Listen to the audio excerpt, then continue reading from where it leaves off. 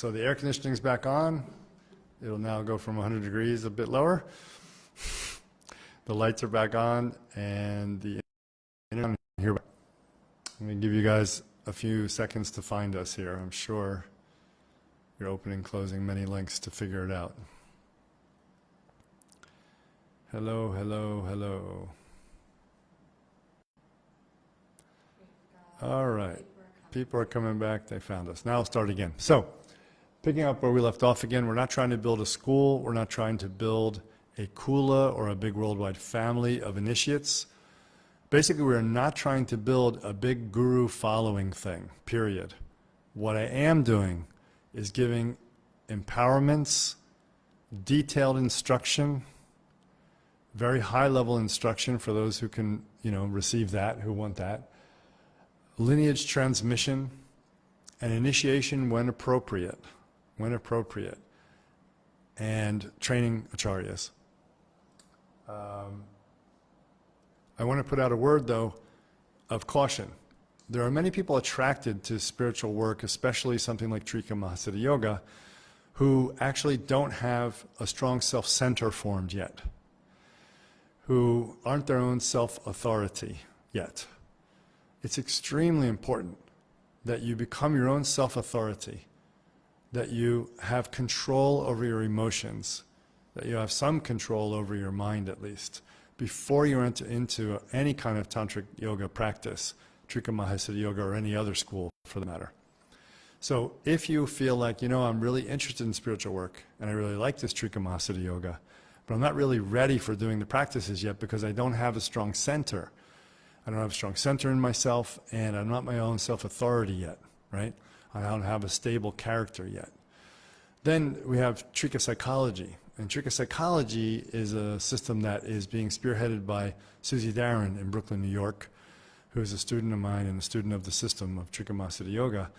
And she is learning this Trika Psychology that I developed over the years of my training that's within our system here. And we're offering those trainings to people as a kind of prereq to kind of discover who you are, become self-centered and so forth, and then if you get through that, you feel like, okay, I'm a stable, self-authorized, independent person, my emotions are under control and so forth, then you can explore the spiritual work aspect in Trika Mahasiddha Yoga. Okay, so there's a long answer with a lot of breaks and delays from problems with electricity to Sandra's question about initiation. So let's go to another one then. What does Dharma mean in the Trika Mahasiddha Yoga tradition? She said there's many views of what Dharma can mean. How do you literally translate Dharma Bodhi? Well, we'll skip my name, but what does Dharma mean? Dharma means, it's a multi-level word, meaning there are very expansive and absolute kind of definitions for it, all the way down to very pragmatic. So the way we look at it is three definitions mostly. One is where we call it like the Dharma. Not the way the Buddhists call the Buddha Dharma, the Dharma, meaning the collective body of teachings of the Buddha Dharma. Here we call the Dharma, meaning the Tao, the way of the universe, the natural order of everything as it is. This is the Dharma. When we, in our small micro Dharma, are enmeshed beautifully, synchronistically, harmoniously with the macro Dharma, then we are said to be living our nadi. We are really basically living life, reducing karma, increasing creativity and contribution. That's the bigger picture of the word dharma. Then the dharmas are the various traditions. So you have various Shaktashaiva dharmas, Buddhist dharmas, Bampo dharmas, etc. Even from Indian perspective, using the word dharma to apply to Tao makes sense. Because even in Taoist lineage that I'm trained in and became transmitted to in this system and teach this system of Taoism, that lineage master, let me see, two above my master lived in India. And it's reported that he said to his father after going out and wandering all around India for a few years when he was 15 or 16 years old and coming home, he said, Father, the main thing I learned from being away was that the Indians are Taoist too. So there is this sense that the Dharma or Tao is all pervading coming from these ancient traditions which made these systems that we call Dharma systems. But there you could even include Taoism in that way. Okay? So that's the meaning of Dharma on two levels. The last level of Dharma is, what is my duty? What is my obligation? How do I fulfill what I was born to do here? And that's what I teach in the Atma Shakti training. Because we all as individuals, or apparent or temporary individuals, have to know how we fit with the greater nature and how to act in such a way that it reduces our karma, contributes to the world, and that's all the teachings that we have in Atma Shakti, including the practices which help bring that experience into your reality, right? Okay, that's enough on Dharma, I think. And maybe we'll go to some more of Sandra's on another time so we get some more people in there, because we already had delays, right? So Peter says, can you explain how Ojas and Tejas manifest and work? How we can recognize them practically? What are the symptoms when there is a lack or an excess? And most important, what the relationship is with the awakening of Kundalini and the importance of having enough Ojas in the system. This is a really good book, actually, that should be written. And no doubt if I live long enough, I'll get around to it. Because it has to be written by somebody with medical experience and yogic experience. And luckily I have both. So it's a topic that's very close to my heart. It really helps the student a lot to understand this. I can only give a very cursory, surface level of understanding of it in this class right now of Yogi to Yogi. But let's take let's take a little stab at it. How Ojas, I'm reading Spanish now, Ojas. How Ojas and Tejas manifest and work. Okay. So let's look at it like this. Tejas, which is the inner wisdom of the body, the discriminatory knowledge of the body. Tejas is the refined fire element of the human body and the mind to a degree. But in the body, it's the discrimination that has the immune cells know that this is your body, you don't attack your own body, you attack the invaders. It's a discrimination that says, you know, this molecule gets digested this way, this molecule gets digested this way, catalyst or enzyme number 1 for this one, enzyme number 2 for this. Right down in the body, it's that kind of discriminatory intelligence. That's what Tejas is. So, Ojas is produced by Tejas, oddly enough. This fire produces this watery substance. This discrimination produces Ojas. And how that works is, if I'm choosing correctly, in line with nature, I'm going to develop, if I'm choosing correctly, that's Tejas, right? In line with nature, I'm going to develop Ojas. I'm going to conserve the water of my being, which is usually burned up by too much fire or dried up by too much wind. And the activity of our mind, and the activity of our energy, and the activity of our physical actions, if we have too much fire, too much wind in those actions, it burns up and dries out the Ojas. But in a healthy system, the Tejas is producing the Ojas. The Ojas, in turn, is preserving, as acting like a mesh, a gelatin-like mesh, or a matrix that preserves the prana, of the universe. And then the prana then gives wind to the Tejas, gives fuel to the Tejas, to the fire to burn. This is an old model in Ayurveda. So the Ojas is preserving, containing, safeguarding the prana, means the prana is seated. Seated means you have the 5 main pranas and like the 45 sub-pranas and all the channels, and all the pranas are moving smoothly through all of the channels all the time. And there's not imbalance, nothing's getting stuck anywhere, there's not a drop in this prana, a rise in this prana, right? So that's what Ojas' function is with the pranas, to hold them together and make sure they're smooth and harmonious and not getting too wild. And then the prana in that proper amount then gives fuel to the Tejas and helps it burn brighter and, you know, and so forth. That Tejas then goes on to produce Ojas, as we said. So the prana gives, so we need some kind of life force energy to animate our discriminative capacity. And that's the prana going to the Tejas. So this is the complex interaction of prana, Tejas, and Ojas. They're all dependent upon each other. So in Peter's question, he's asking, how do they manifest? How do they work? This is how they manifest, this is how they work. Ojas in the body basically holds the body together.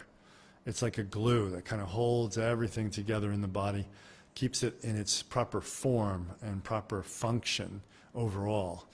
That's a simple way to think about it. And then prana is an animating force, or animating forces that all come from the one force of the universe. Consciousness and energy has only one force in the end, right? But they get diverse as it comes into creation. So he wants to say, Peter says, how we recognize them practically and what are symptoms when there's a lack or excess. Prana, tejas, and ojas can individually decrease or increase, but they can do more than that as well. They can be disturbed. They can be disturbed. So you can have vruddhi, you can have these increases, decreases, or you can have disturbance, right? So it's not just as simple as saying, how is it when you have too much? How is it when you have too little? You may have the right amount, but its quality may be disturbed. Okay, so this gets deep into Ayurveda and it's beyond the scope of this talk, but it's good you should know that, right? When prana, tejas, and ojas are disturbed too much or too little, you're going to notice it first, like 99% of the time, on the mental, psychic level first, or not notice it. And then by not noticing it, the effects build up and it hits your body. Because these are the subtle aspects of the doshas. You heard of Vata, Pitta, and Kapha. Prana is the subtle aspect of Vata. Tejas is a subtle aspect of Pitta, a fire element. And Ojas is subtle aspect of Kapha. Subtle aspect means what? It means it's more of an overarching principle than it is a functional substance or a functional energy in the body. Overarching kind of causal principle from a mental level. And as such, it means that our mind is behind all of our health and all the manifestation of our health. So we see that usually a human being gets into some kind of difficulty with their mind long before it shows up in the physical body, unless there was some kind of damage from a trauma or so on, some kind of karma like that. Like Charaka said a long time ago, that real health is when the mind makes proper contact with the objects of the senses.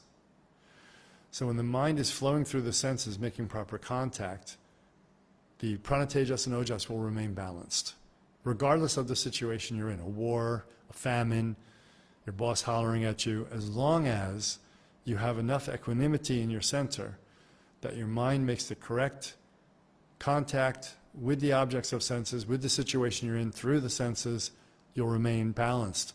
In Vata, Pitta, Kapha, you'll remain balanced first of all and foremost in prana, tejas, and ojas. So, in other words, I have this pen here. If I look at that pen and when my senses make contact with it, it's gold-plated and has Suki's name on it, and I'm like, oh, I really want one of those. In other words, I don't want what I have, I want something I don't have. That's already an improper or inappropriate contact of the senses and the mind flowing through the senses to the objects of the senses. It's going to produce a longing inside. That's going to disturb my tejas, which says, the wisdom of my being, which says, I have what I need. Right? It disturbs that first of all. It disturbs the wind too, because then I get nervous that I should have more, and how can I get more? And I start ramping up, and the wind starts getting going, the prana. Those two get going, and they start throwing out the tejas, the ojas. This gluey, watery, gelatiny kind of matrix that we all are, that is spiritual and come physical, come spiritual, you know. And then you get problems with the body, problems with structure, problems with function and so forth, because ojas holds it all together. And it's being dried out and overheated by the prana and the tejas. So this is how simple it begins to work. But when you look at a whole life, from infancy all the way up to 30, 40, 50 years old, this process is going on a daily basis. We're making inappropriate contact with the objects of the senses. Because of that, we are constantly pushing our prana, tejas, and ojas out of balance. And because of that, we are going to suffer. Physically, we're going to get karmic disease. It builds up. That's the way it is. All disease is karma. It's all bad choices, basically. It all just builds up sooner or later. Same thing with our spiritual life. We start to make those wrong contacts and so forth, and little by little, we build up spiritual obstacles as well, spiritual karmas, right? Okay. So the picture is a little richer than that too, because even on the level of Vata Pitta Kapha, we have what's called Pranavata, Sadaka Pitta, and Tarpaka Kapha. So each Vata Pitta Kapha, each one of them has 5 sub-doshas. Each main dosha has 5 sub-dosha. Out of those 5, each one of those, Vata Pitta Kapha, has one sub-dosha that really, really relates to specifically spiritual experience, you can say. Pranavata, which does many things in the body, of course, but also is related to our spiritual experiences, mediates these spiritual experiences for us from the universe, let's say, into our cognition. And our ability to differentiate them from normal experiences is the Sadaka Pitta's role. So it's like a highly refined spiritual discrimination, which also is used when ojas is being transformed into its higher, when sthayi, asthayi ojas or immature ojas is being transformed to sthayi. When immature transformed to mature, this kind of discrimination is important in that process. Then when mature or sthayi ojas is transformed to para ojas, this higher, more spiritual, more refined substance again you need to have this higher sadaka pitta, this higher discrimination coming at a higher level. And then when that becomes amrita, stored up in maybe the 4th ventricle, or maybe it's a quasi-physical experience, we're not really sure yet, but that transformation is real and has to take place. And that transformation, again, relies on another higher level, again, of discrimination. Again, knowing what is temporal from eternal or ultimate is real wisdom. And that wisdom should be mediated by tejas, from the universal mind, through the tejas of your mind, down into the sadaka pitta of your body. So this is very important, and this is why I think it's really bad to have incorrect view. When you have incorrect view, it disturbs your prana. We know that, right? Because people that have incorrect view get spaced out, act all spaced out, God-realmed out, floating around from one Burning Man festival to the next, thinking that the whole world should be lovey-lighty and simple and easy. And ideally that would be nice, but we know the world isn't like that, never was like that, never will be. So it's out of reality, and it's a God-realm fixation. And the God-realm fixation then in this case really causes a prana disturbance, a really big one. So the person has serious prana disturbance going on in the mind. Of course, eventually it's going to end up in the body. But when it's in the mind like this, that prana then is going to affect the what? Tejas, of course. It's going to disturb the tejas too, eventually the ojas. Well, this means all the way down on the level of Vata Pitta Kapha, the Pranavata and the Sadaka Pitta and the Tarpaka Kapha are all thrown off as well. So then the spiritual experience isn't realized for what it really is, a non-spiritual experience, if say God realm experience, some lovely lady new agey thing or neo-tantra thing, or too hard on the philosophy thing of Shaivism or Dzogchen, and you get way out there. Even though you're doing practice, you're imbalanced.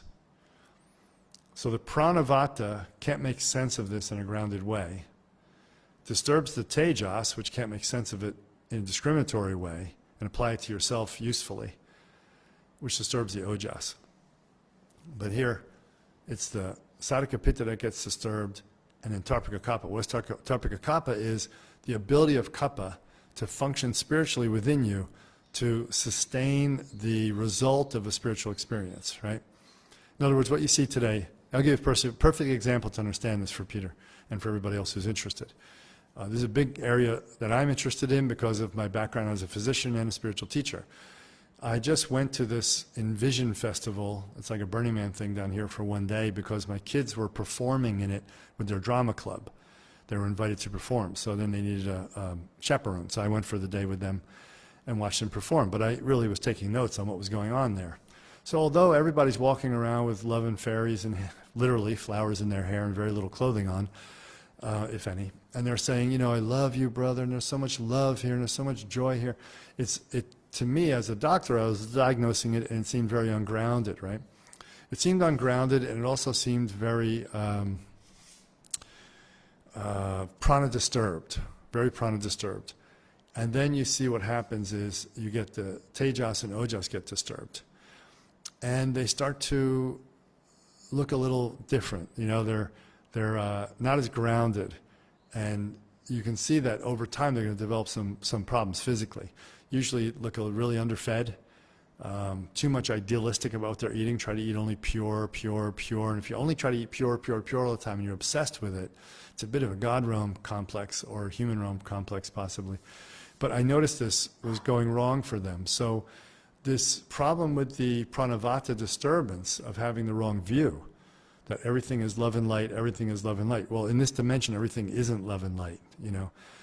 But you can see the love and light in everything, but everything is not. There is real evil. There are people that really want to do you harm and so forth. And you can call it Shiva's Leela if you want, but I'd prefer not to be preyed on or have my children preyed on by these evil people, right? So let's keep it real. Let's keep it grounded. This is very ungrounded.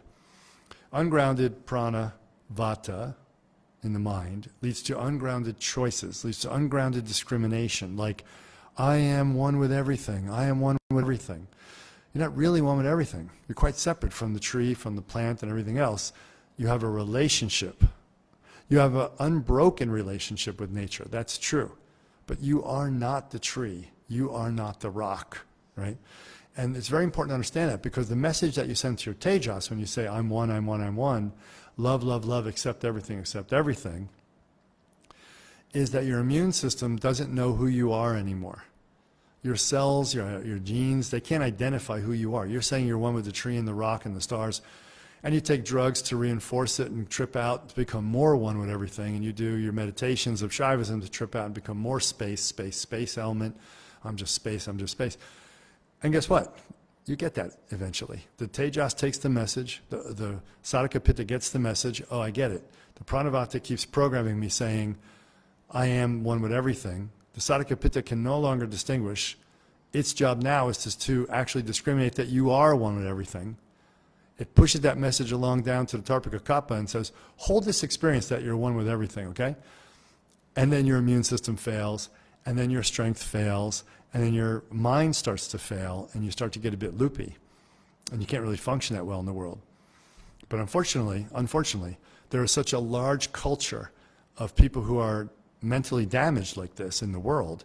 It has its own economy, it has its own festivals, it has its own way of eating, way of speaking, music, I mean everything you can think of. It's had its own world. That you can sustain yourself within that world, that everybody's acting the same way. It's like a mini God realm on earth. And everyone's getting sick in the same fashion, actually. So this is a way to see the relationship between prana, tejas, ojas.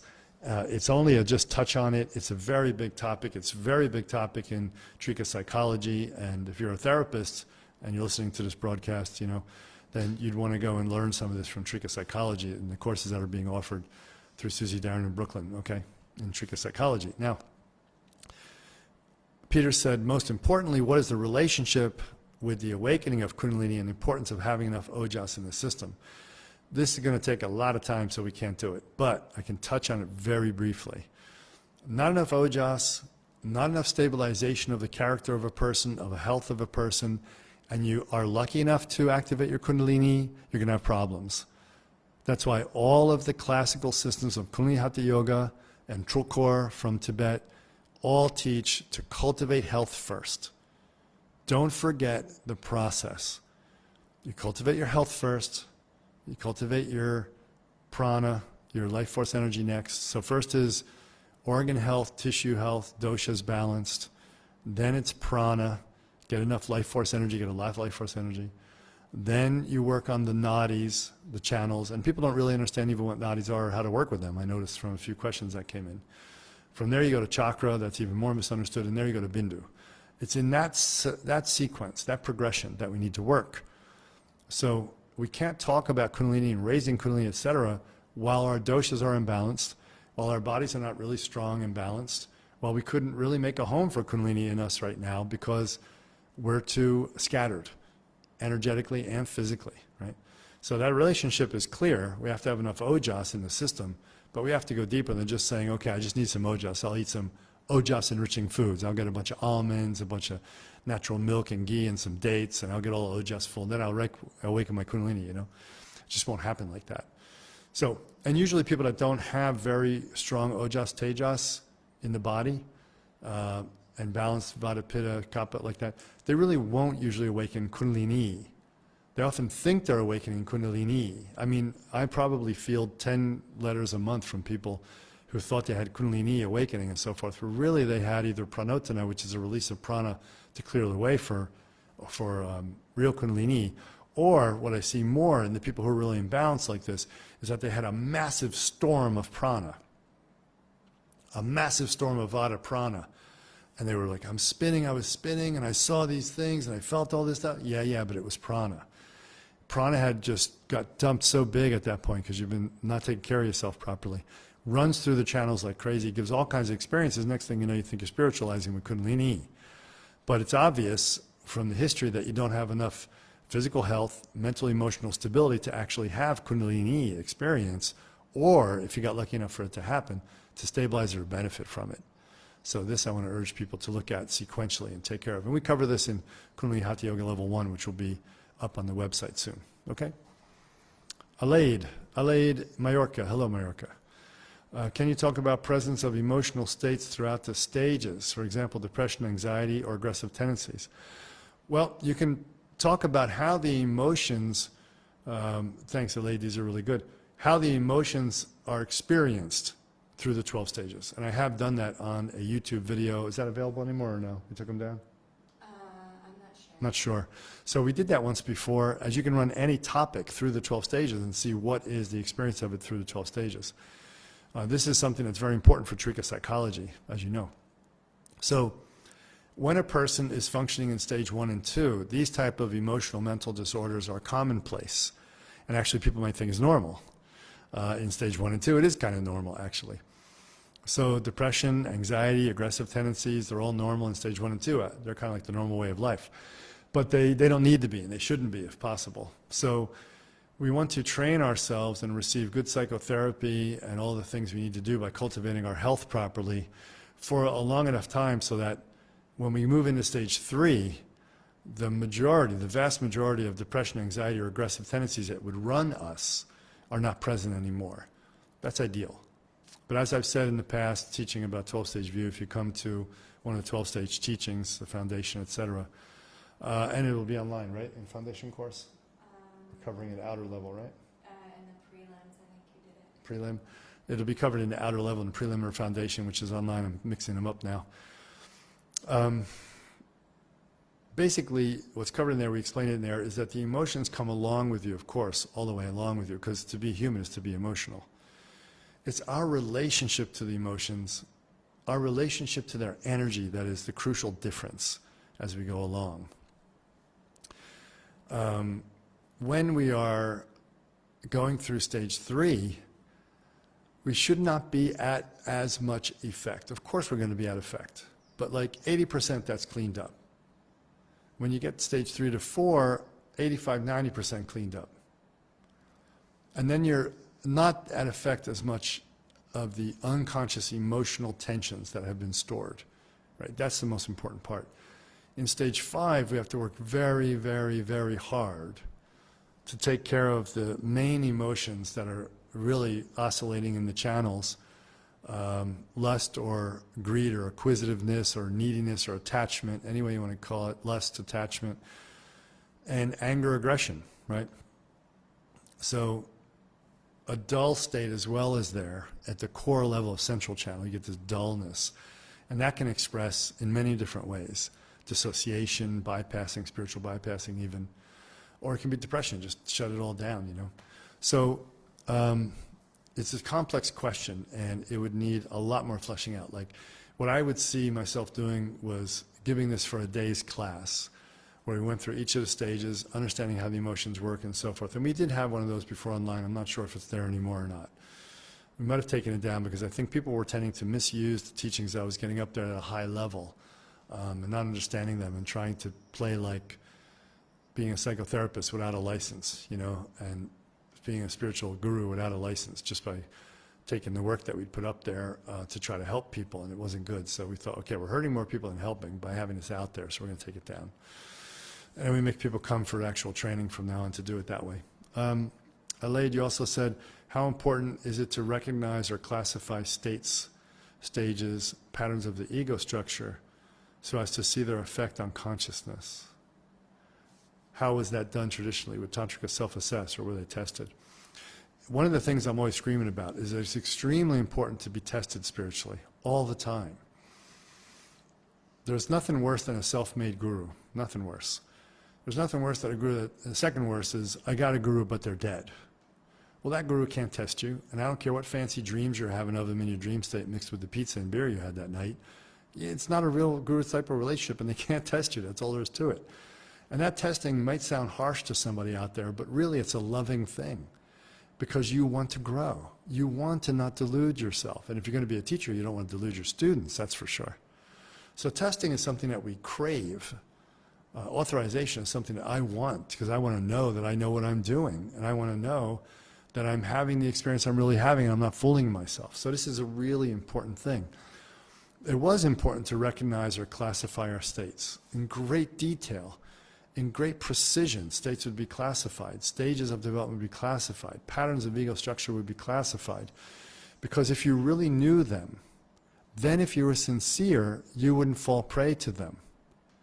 Now, sincerity is the big part nobody can give you.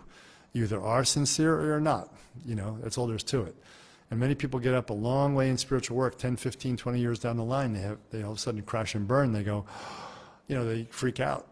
They realize, oh my God, I've been practicing this whole time, and I'm not really sincere. And that's like a very bad day for people. But for some people, it can fire them up to go, yeah, well, I was kind of sincere, and I want to go farther. I want to keep going farther. I want to go out there and go all the way. So it can fire them up, and they can get very enthusiastic and go back into it, redouble their efforts, and be really strong about it.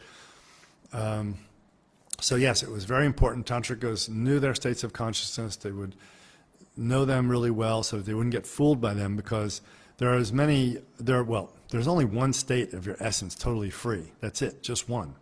It's not even a state. I make a mistake when I use the English word state. It's not a state, because a state is something that can change. It's the base. It's undefinable. But there is only one. And everything else, except for the pure bliss that arises from it, directly from it, the pure knowledge that arises directly from it, and the manifestation of us in this universe in body, speech, and mind, if we are completely enlightened beings, realized beings, and the energy of the base and the consciousness is coming straight through, everything else, right? Everything else is an obscuration. Everything else is a lesser state. It's not the real beingness, right? So yeah, it's real important to know everything that it isn't. That's what New Age people don't get. Just focus on essence and focus on love, and we're all Shiva, the neo-philosophical tantrics. Just focus on Shiva, Shiva. No, that's not enough, because you're falling into what it isn't, but you don't even know, because you haven't been trained well enough. So in our system, we train you to understand it intellectually, we train you to experience it. Suki and I just this morning in practice, we're going through the most pith exercise of the entire systems, any of the systems in Trikamasa Yoga, to discern between what is essence and what isn't, basically. This is one very important exercise. And that's how important it is. We were just doing it today. So, yeah, I guess that's it. And tantrikas would be assessed, and that's a very important part of it, which you don't see today. Because, you know, when you have a culture nowadays run by millennials, sorry millennials, but I got to tell you the truth, if, you know, you have 30 kids run a race now in 4th grade, and all the kids get a gold medal, there's no assessment. One kid came in 5 minutes after the first place kid. It's only a 100-meter race. The kid basically crawled. He gets a gold medal. She gets a gold medal. So what that does is destroy any value in understanding progression or assessment. So when you have this type of mentality, this is the PC, politically correct, postmodernistic influence, I hate to say it, on modern culture, that ruins people and ruins whole generations, right? Makes them useless, and they wander then aimlessly in life without purpose, without understanding that the real life takes work, you know, as well as surrender and love and bliss, and that's difficult. So in the old days when Tantra Yoga was developed, it was really clear that, you know, there was no such thing as PC or everyone gets a gold medal. It'd be unheard of and ridiculous. Well, like it is now, it's really ridiculous, but we're still doing it. You know, when everybody goes to a workshop and you get this little thing, certificate of participation, well, so what, you slept through the whole thing, you still get a piece of paper. What's the use? It's ridiculous. So testing is very important. We'll just leave it at that, right? You got to test yourself, though, because you can't be running over to the teacher all the time. How am I? How am I? What's my state? Am I okay? That's not our job, really. The job is to educate you on how to check yourself, and then if you stay in the system with us, then the teachers keep taking you down the road. When you receive new things, when you're told that you're moving to the next phase, obviously you completed the last one. You follow? You don't have to be checking all the time. Oh, Guruji, Lamaji, did I pass? Did I get it? I don't know if I did. Oh, you don't have to worry about all that anxiety. Just keep working. And if you're around enough, you'll figure it out.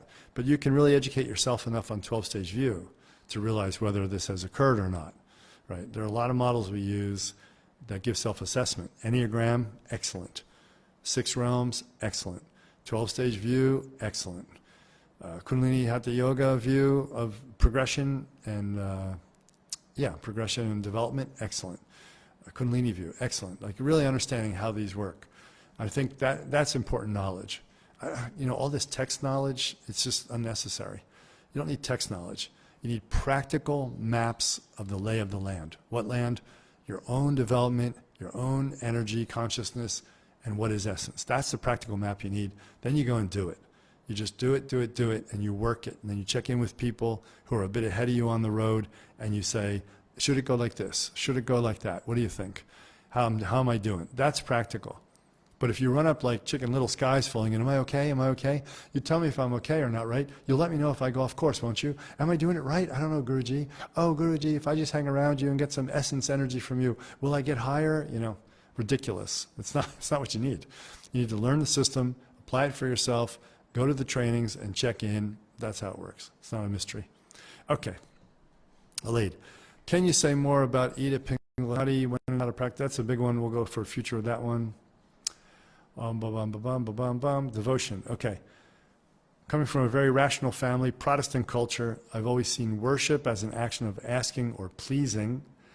I am learning to see devotion as identification with or a recognition of divine qualities, to see nature in me. I see that with my old vision, I was keeping that at length. How important do you see devotion? Just curious. Okay. It's not my personal view on devotion. You said, I want to hear your personal view. No. It's not my personal view. This is the view of the tradition. Devotion is one of the 2 absolutely essential aspects that bring realization. Without full tilt devotion, there is no possibility of realization. And in what I just said is a loaded time bomb ready to go off for anybody who's susceptible to cult mind, anybody who's not their own self-authority, anybody who's not self-independent, you know. And you see it all over the internet. You watch these cults. I'm amazed. I like watching them. I watch them all the time on the internet. I go, man, look at that. How do people fall for this stuff? How do people believe these people? It's crazy. You know, it's not a personality cult you're looking for. You're looking for a system. And you're looking for not just a system, and not just a system that somebody takes out of books and tells you about. You got to look for a system that was transmitted to the person, and the person has adept attainment in the system. Then they can guide you in the practice. That's all you need. But with that has to be a tremendous amount of devotion. And I talk about this a lot in trainings because people ask this a lot. The devotion is not the devotion to the guru in the sycophantish fashion, like I'll devote to them to see what I can get. Nor is it the devotion in the sense of the doormat or a needy ghost realm devotion, where you feel like you're empty, you're nothing. You really kind of have a personality disintegration syndrome going on. And you devote to the guru because you think they're going to save you. They're going to give you what you need. They're going to save you. Sure, they give us what we need. They give us the spiritual instructions. They give us the view. They give us the practices. They give us the tough love. They give us the sweet love, whatever we need. For sure, without a doubt. Guru is indispensable. Lama is indispensable. This, I can do it on my own without it, is ridiculous God realm talk, you know, pride talk. But here's the thing. You need devotion because it opens the heart. And the heart is the way into your essence, not through the brain. But at the same time, you have to understand what devotion should be there. So Tantric Yoga, which was, you know, the huge part of Trikamasiddha Yoga, gave very clear teachings on devotion. outer devotion, inner devotion, secret devotion, most profound devotion. 4 levels of devotion, just like all the teachings and practices have 4 levels of realization. In the outer devotion, it's supposed to be that we wake up and realize, I'm in trouble.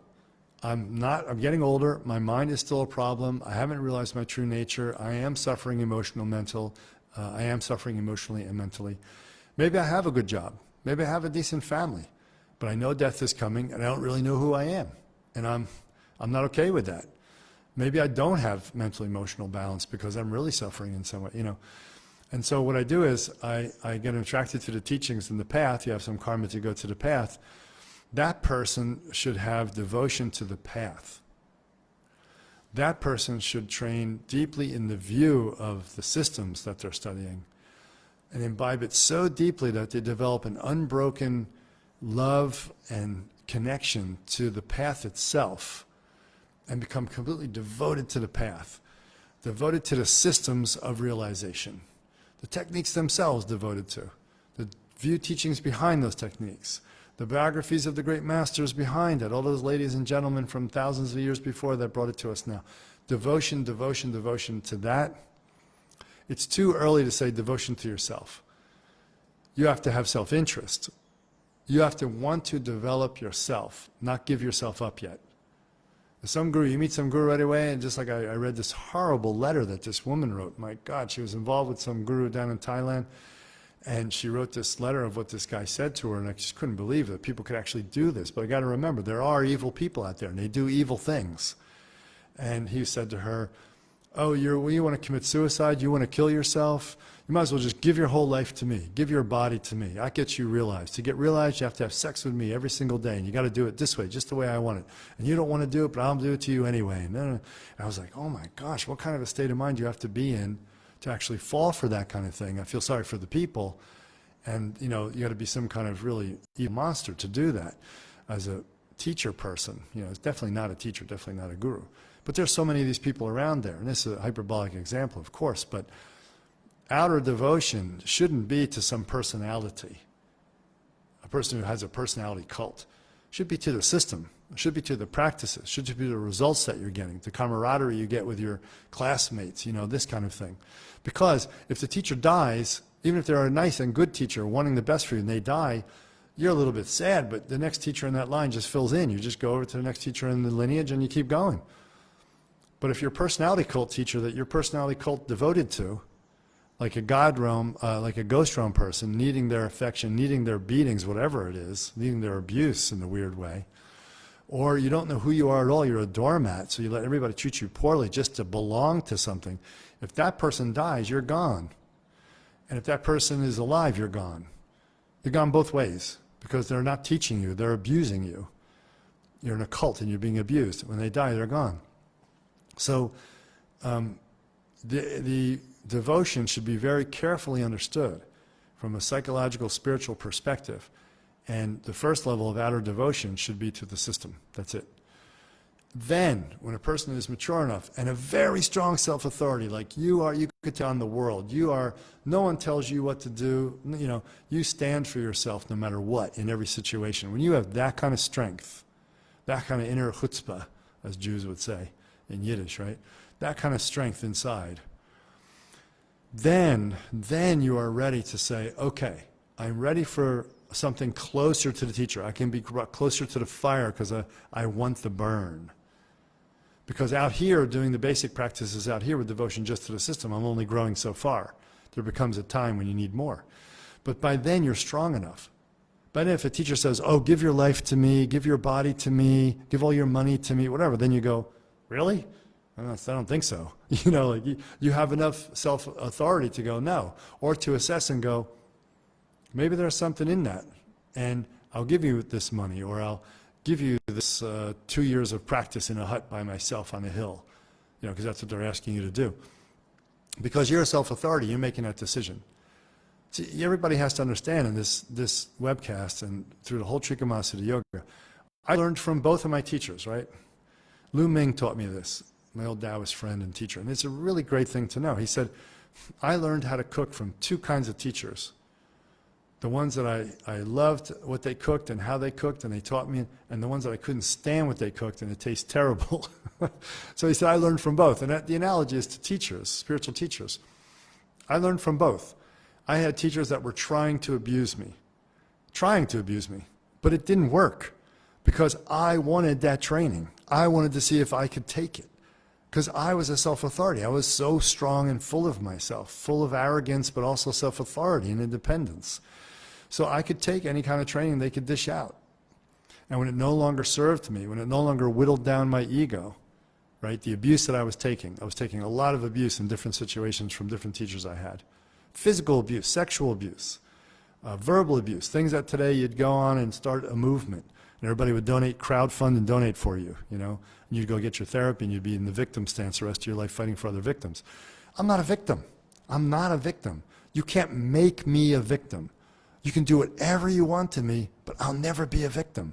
See, when you have that strength inside, now you're ready for inner Guru Yoga. Now you're ready for Vishesha Samaya Diksha, the second initiation. Now you're ready for a spiritual name. Now you're ready to change your identity. Your character has already changed, you see, because you can't be abused.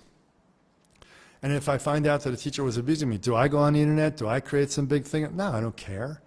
I chose that training because I made the decision. And I got what I got from it. And I consider it just like Lu Ming, who said, I learned how not to cook from bad cooking teachers. I learned how not to get spiritually realized. I learned how not to teach from the bad teachers I was with. It's just as important as the good ones in some way. So it's all about that. Now, I can't go through more of Guru Yoga. It's a long one. But for the outer teachings, that's enough to mention here. And that's enough for people to get started. In other words, I'm telling you once again, I'm not starting a cult of the personality. I'm not starting any kind of kula. I'm not starting some family where I'll get shaved head initiated and drink Kool-Aid. I'm not starting anything new. I'm teaching ancient practices that came to me through ancient lineages of transmission. I'm sharing them intact perfectly as they are. I have attainment in these practices. I've been doing them for over 40 years, well over 40 years. I started practicing too long ago, 50 years ago.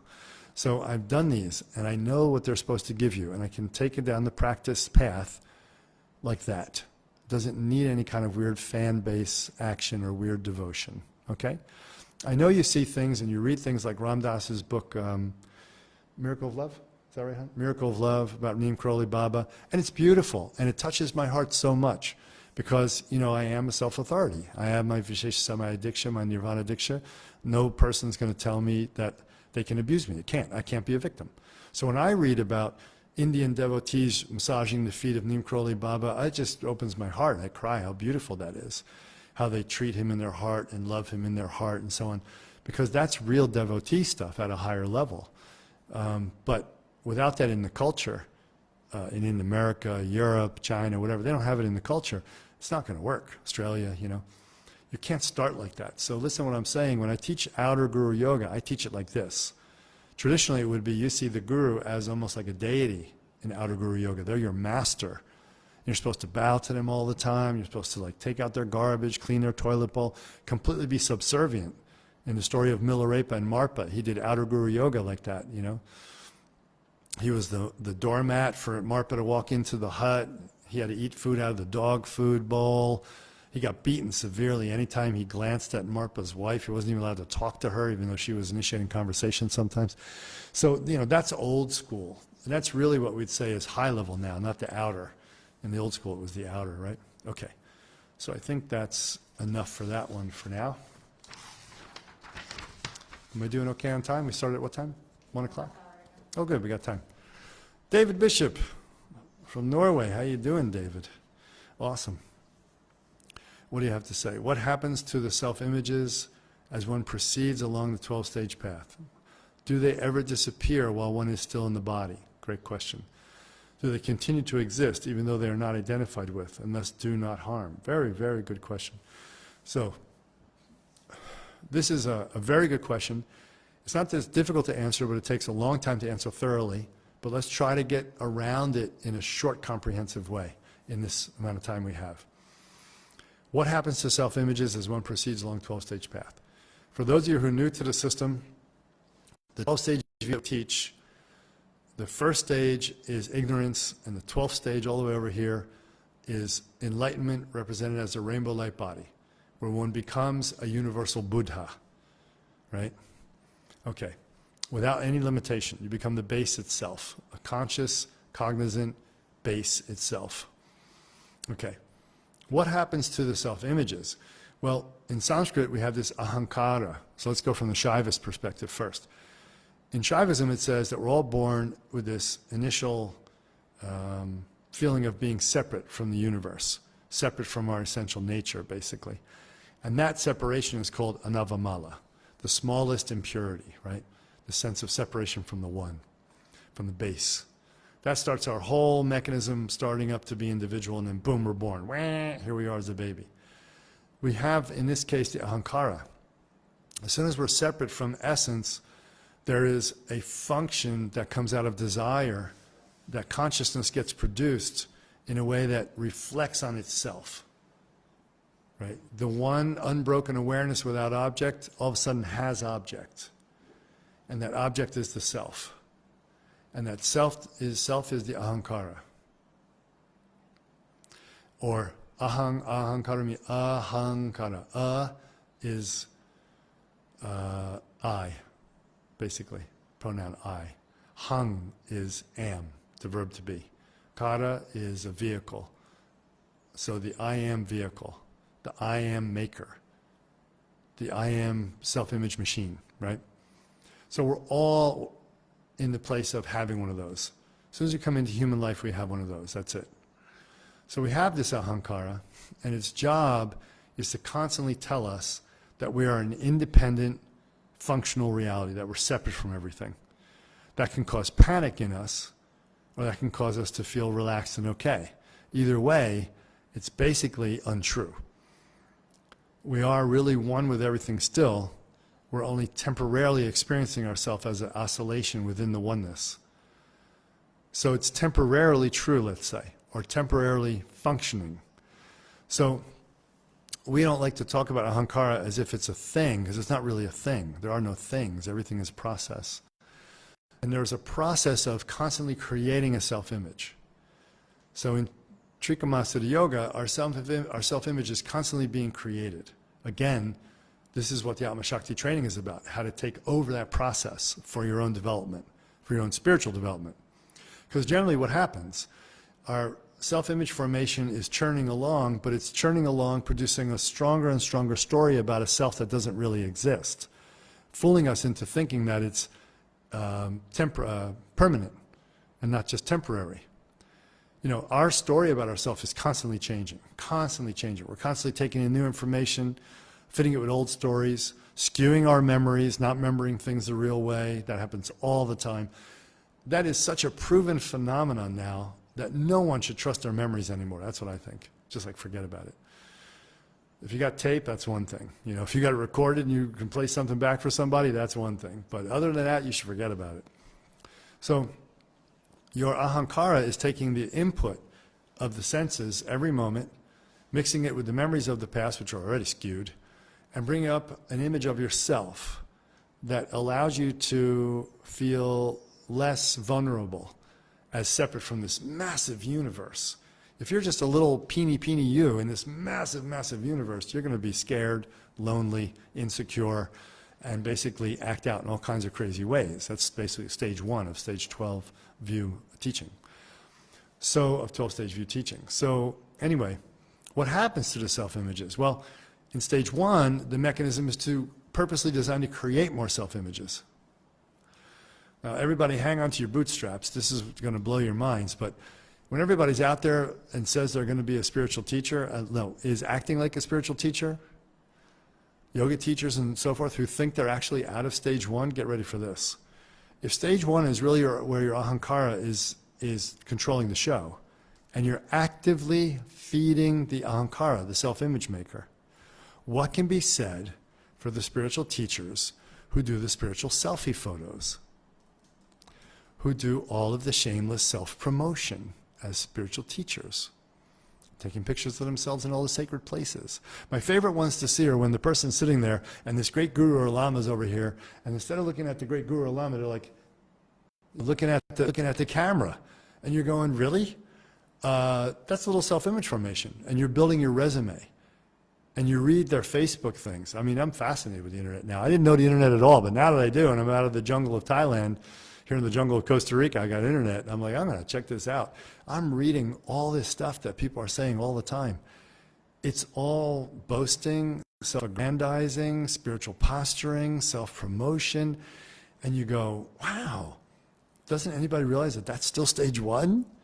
You know, you can't be in 2, 3, 4, and 5 while you're still doing all this self-promotion. You're like, bam, you're falling straight back to 1. Where the self-image is in control, where you're consciously feeding the self-image. And you're doing it on purpose, maybe to make money, maybe to have more fame, maybe have more power. So I find that example kind of horrific. But this is, I would say, pandemic now with spiritual people and spiritual teachers. Find me a yoga teacher who doesn't have selfies all over their site of them doing yoga postures at the market, at the grocery store, on some rock somewhere, on a sidewalk. I mean, I think then if I was an alien and I came to this planet and I said, what is yoga? And I looked it up, I would think yoga means putting yourself in really strange, socially inappropriate positions in public places. That's what I would think yoga means because it looks like that. So self-images in stage 1 run the show. Unfortunately, people think they're way beyond stage 1, but they're still running the show, so it's really still stage 1. And this is very important because the transition from stage 1, that's so important to know, is that when you're in stage 1 and the self-image is running the show, when you wake up into stage 2, you're supposed to wake up to see the self-image. And the last-ditch effort, the last grenade that the self-image throws to try to blow up your chances at spiritual development and keep you locked in stage 1 is for the ahankara, the self-image maker, itself to take over the process of spiritual work. There it is. And build a big new center with thousands of devoting fans and do more books and more tours around the world and more initiations and more empowerments and more selfies and, you know, more and more and more. So don't get confused. There are some spiritual teachers who have a very large presence, but they're very clearly nobody home, doing it to selflessly serve everybody, contributing to the planet. Very different than everybody I've just described. And I know you can tell the difference if you have any kind of discrimination whatsoever.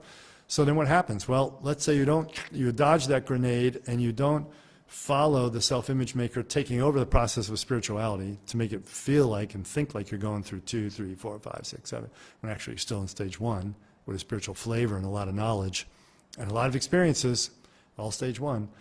Okay, you sidestep that grenade, you go into stage 2. Here the self-image is becoming clear to you, and you're starting to unwind all the self-images, and you're starting to put the brakes on them. So it's why stage 2 has a lot of rules and stuff like this about life. You try to reel it all in. So it's out of control. You know it's out of control. It's kind of like stage 2 in this way of self-images, and you're in cataloging mode. You're the librarian who just got a shipment of 50,000 books. You have to catalog them all, give them the Dewey Decimal number, and stick them up on the shelf and do all that kind of stuff. I don't know if people go to real libraries anymore, but I love them. And that's pretty much stage 2 when it comes to self-image formations. You want to see them all. You want to turn the bright light on, clear seeing, look at all the self-images. Oh my gosh, look at them running around in the prison courtyard, you know.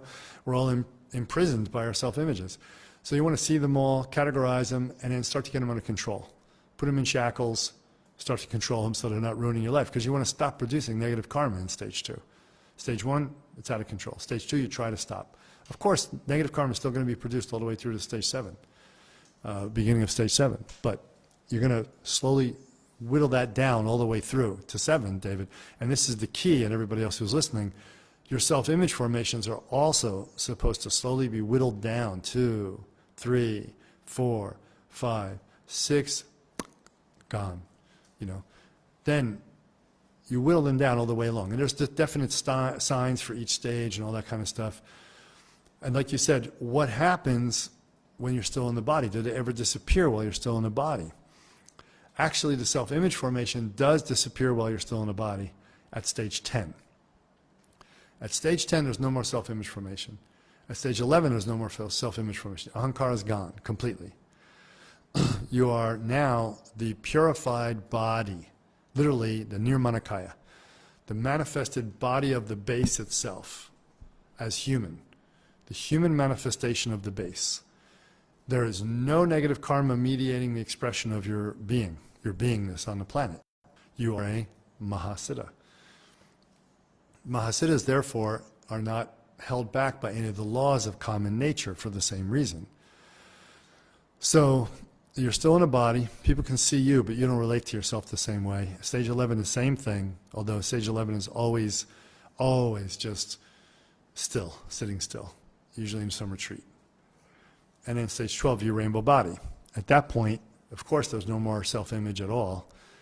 And the only thing that's present is the experience of yourself as one of the enlightened Buddhas of the universe, who then takes on the roles spontaneously of what an enlightened Buddha is. And there's all a bunch of stuff talked about what that is, but it's really ridiculous to talk about because it's so far beyond our understanding at this point. I think Monkey, Journey to the West, the famous book Monkey, Journey to the West, the great Chinese tale of monkey protecting the Buddha's teachings, does a good job of painting the grandness of the Buddha, of all the Buddhas. Like, what does it really mean to be a Buddha? Because Monkey encounters all these levels of being, gods and goddesses, bodhisattvas, arhats, all these levels and levels and levels. It's a Buddhist, Taoist, tantric kind of mix, blend in the story. But it gives you like a really good feeling sense for like, what is a Buddha? That is so profound. That is so far beyond what I could imagine. I mean, we tend to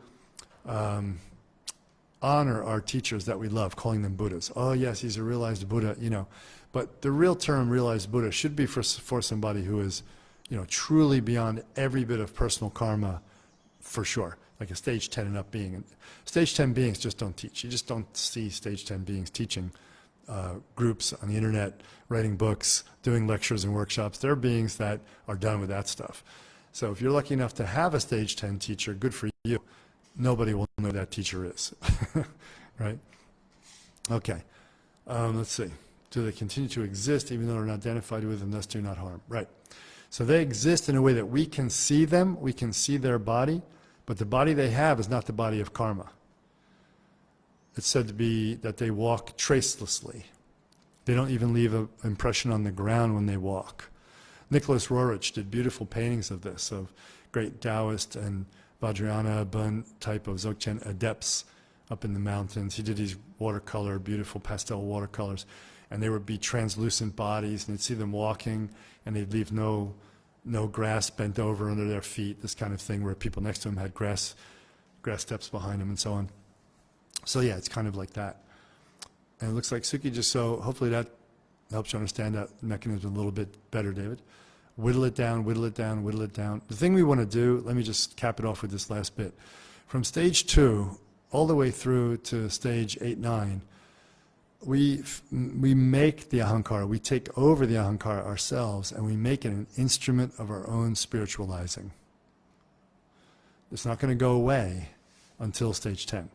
So until then, because it's going to be functioning, because we can't get rid of it, we make it our own pet, basically. We program it with teachings, with practices, with foundation practice, preliminary practice, round after round after round. I'm on my 3rd round of preliminary practices that take years to do because you just can't get enough of them. And the more you condition your ahankara this way, the more your karmas decrease, the more you're actually, the image that you have is one of a loving, caring, sharing being, and that's, helping people. Even if you're not a teacher, whatever you do is beneficial to the universe. So this is what we want to do. We want to transform our ahankara into a contributing, loving, spiritual ahankara, and I have to understand the process to do that. And again, that's Atma Shakti practice coming up in Brooklyn in April and in the end of April into May in Rotterdam. Okay, for people who want to do that. One more question I saw was just written. Oh, so what did I say? Brooklyn? Yeah, Brooklyn and Rotterdam, New York City. One more just came in written down here. What should my view be when I feel the pain of loneliness? Is that an experience of touching my non-existence? Can you talk about sitting with loneliness? Can I talk about sitting with loneliness? Oh yeah. Start with a cute anecdote. One day I used to live next to this spiritual teacher, this Taoist teacher named Lu Ming. I had the corner apartment loft in the Sears Lofts of Oakland, California for a little while when I lived in America. And he had the one next to me. And the other side of us was the governor, Jerry Brown, which was kind of very interesting. He was a Dharma guy as well, a Zen guy. And one day, Ming had his door open all the time, and we would go back and forth between our houses, have tea at each other's house a lot. So one day I was over his house having tea, and I think it was his house. And anyway, we were talking, and he says, he looks at me and he goes, he just has this deep, sad look, and he goes, "So lonely, isn't it? Isn't it, Dharma? Isn't it just so lonely?" And I knew what he was talking about. He wasn't playing, he was serious in that moment. I said, "Yeah, man, there's nothing lonelier." And we were talking about taking the path. So to me, people that are trying to be happy all the time, when they experience, trying to be happy, occupied with things of the world, social events, when they get lonely, they see it as pathology. When I committed to the Dharma, loneliness became different for me. Because boredom and loneliness were kryptonite when I was a kid. As an Enneagram 7, they were kryptonite. But as I took the path and took commitment, deep commitment, at 17, I took a very deep vow at 17 to get realized. Based on the experience I had when I was 13, I found a Chan master, and I took a vow to get realized, and led to my whole spiritual development from there. One thing I realized was, after that, loneliness was a gift. Loneliness was something that showed me the pain of disconnection. Loneliness was what showed me that I'm not really one with the universe yet on a stage 10, 11, 12 type of level yet. Loneliness was something that gave me a pain in my heart, which made me go into my heart and open it into the love and bliss of pure being. And every time I could feel that loneliness from then on, I would pull myself together, practice and open into it, and it would be the deepest doorway, channel straight into the center of my essence. So how do you sit with loneliness? That's how you sit with loneliness. You can avoid it. I don't recommend it. You can transform it. It's okay. But when you really decide to eat it, directly take that loneliness in, be with it without trying to alter it at all. Look right at it and become it. Then it can no longer rule you. And it just shows you, actually, what it really shows you is your attachment. Everything falls away. The bliss of your being and true nature opens up. And the loneliness, or the sense of being alone, remains. Because that's true. How could you not feel alone? I mean, I was at this festival the other day I was telling you about, and everybody's acting spiritual, but then I saw no spirituality anywhere, to be quite honest. I didn't see it anywhere. In fact, I came home and told my wife the most spiritual guy I met was the boot maker from our market that we have about 50 miles from here that we go to buy organic food at. He's a boot maker. He wasn't even posing to be super spiritual or anything. And I found him to be the most present, full of presence, spiritual person in the whole place of thousands of so-called spiritual people. So how could you not feel alone? Of course you feel alone. Every human being has the same base, essence. But Trikha Mahasiddha Yoga does not take the view that our essence is exactly the same as everybody else's essence, that we're all popping up out of this one blanket of non-duality, and then when we realize that non-duality, we're like, poof, your individuality's gone forever, your consciousness is gone forever, your awareness is gone forever, all your pain and loneliness is gone forever, and you're in this one homogenized soup of oneness. That's not been my experience of realization. That's been not the experience of all my masters.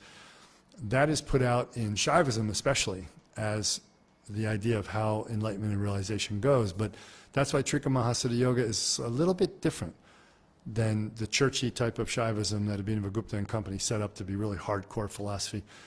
It's 99% the same. And you can just pursue the practices to a very high level. But once you're in the advanced level, you got to change your view.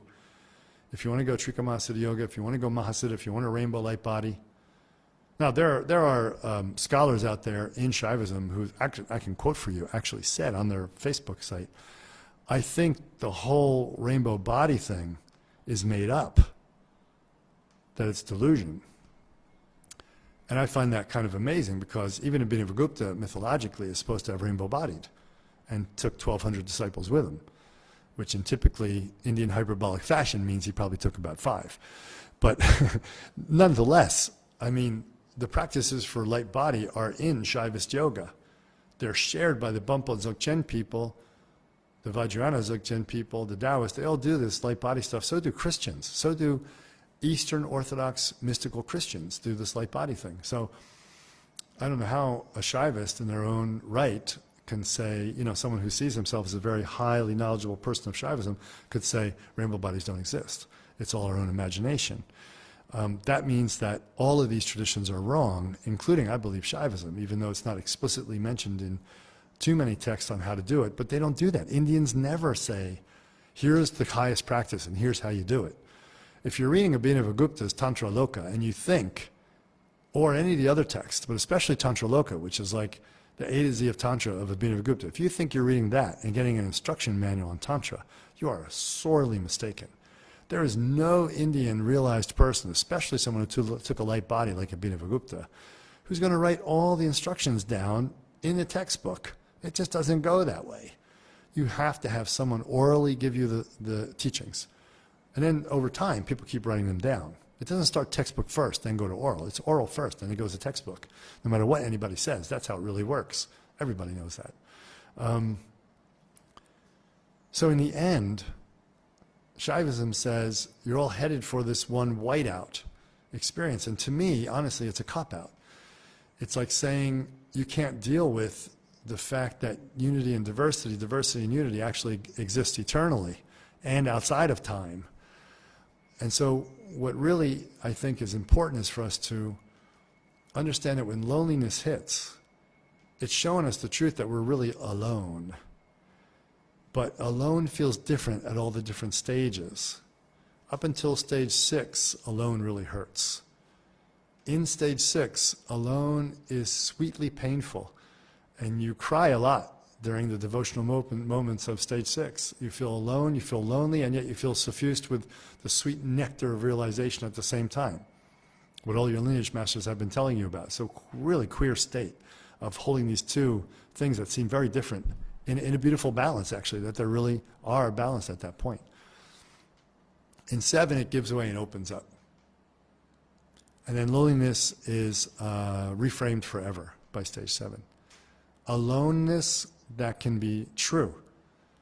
Because as I'm saying, the Trikamasiddha Yoga view is more akin to the view that you have your own essence nature and everybody has their own essence nature. At the substantial level, not substantial, it's not substance, how can I say this? Hard to talk about. At the base level, everyone is the base, but you're having your own base. And the simple proof for this is that, and why Shaivism doesn't work at the higher levels, the view is wrong, the practice is wrong, I think at a higher level, to be quite honest. And I think that's why I had to go Trikamasiddha Yoga. Is that, and my gurus were this way too, they didn't think it either, is that if I am the base, if I am pure Shiva, and I am absolutely equal with all other pure Shivas in the universe, right? All other human beings have pure Shiva. Think about this. When one person recognizes, when Shiva of your own individual nature recognizes Shiva of the universal nature, pow, and that huge fusion happens, which is, you know, what they say happens in high Shaivist yoga, and you get into the whiteout, and you're now Shiva itself with no differentiation whatsoever, and you're beyond space and time, right? Anuttara Shiva. Then at that point, every other being should also immediately disappear into that state as well. Because if you're truly the same at that base level, everybody else would disappear. And they don't. So I don't buy it. You know, I just don't buy it. Something else happens. And that something else that happens when we are a Buddha and our own individual base becomes the base at its essence. We can't say it totally wipes out any possibility of individuality, but at the same time, how do we say it? The universe still is a universe of manifestation. The Trikaya still exists. Right? The Dharmakaya, Sambhogakaya, Nirmanakaya still exist. The Trishul, the 3 on the Trishul still exist. So that means that these 3 as one are the universal essence. But does that mean you retain your own self-image as you go through? No. But as it relates to, it's different. But as it relates to loneliness here, loneliness will change, but you'll still be alone. Alone in the fact that no matter how much Suki is my consort and I love her and she loves me and we're going for rainbow light body together in this lifetime, it'll still be her base and my base, rainbow light body together, recognizing the sameness together. See? So that's really incredible and beautiful in some ways. So let that filter back towards this level that we're at now. We're talking about loneliness. Feel that teaching all the way back to this level of consciousness that we're dealing with. When I feel lonely, I'm feeling the possibility for realizing my nature. When I feel lonely, I'm feeling the possibility for going right to stage 7. Not spiritual bypassing to escape the pain and say, this whole world is crap and I'm out of here. When you reject, that's different, completely different. I'm saying you surrender, you let go. You feel loneliness, you surrender, you let go, you go boop, boop, boop, boop, boop. You hit 7. And you go, ah, now I get it. But now that I get it, it doesn't mean that I don't have this sense of being alone anymore. So back to the beginning story, Lu Ming was saying, you know, so lonely, huh? So lonely. And I'm like, yeah, it's lonely. He had a painting, a photo on his wall that I ended up getting when he moved house. Couldn't keep enough stuff.